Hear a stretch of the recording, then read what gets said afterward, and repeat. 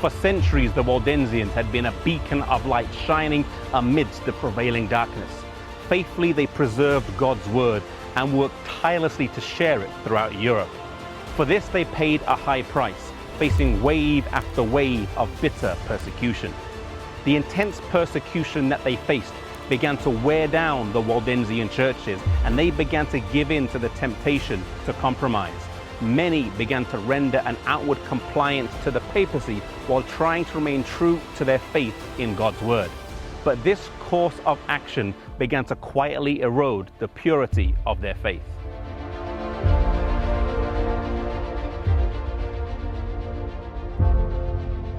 Around this time of crisis, the Waldensians got word of the Reformation that was beginning to take root throughout Europe. They heard of the work that was taking place in Germany, Switzerland, and France. And in order to fully understand the nature of this new movement and determine what similarities they shared, the Waldensian churches decided to send a few delegations of ambassadors to the churches in Europe. As these ambassadors came back, they brought back some of the writings of the leading reformers, as well as reports of what similarities they shared, and this greatly encouraged the Waldensian believers. Up until this point, they had been a lone voice calling people back to the standard of God's word, and reports of other like-minded believers was a source of great comfort to them.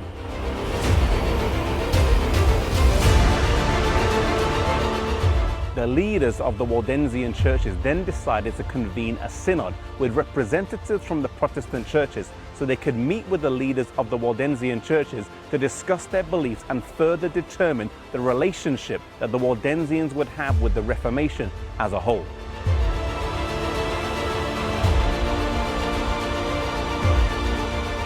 On the 12th of October 1532, right here in the Angronia Valley, the Synod of Chanfaran was convened and sat for 6 consecutive days. One of the most significant decisions that was made was the resolution to translate and print the entire Bible into the French language, and the Waldensian churches raised the funds for this endeavor.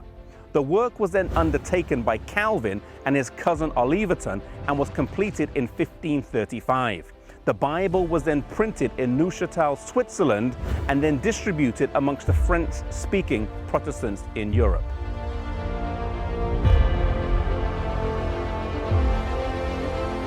Some of the commonalities shared between the two churches was a rejection of decidedly papal institutions such as the Mass, confession, the celebration of feasts, the worship of saints, the celebration of Lent, the observance of the lenticular fast, and prayers for the dead.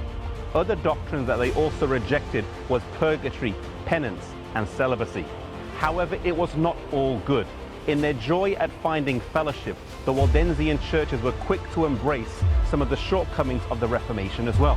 Whilst the Reformation of the 16th century was a decided step in the right direction, it did not bring about a complete restoration of biblical truth.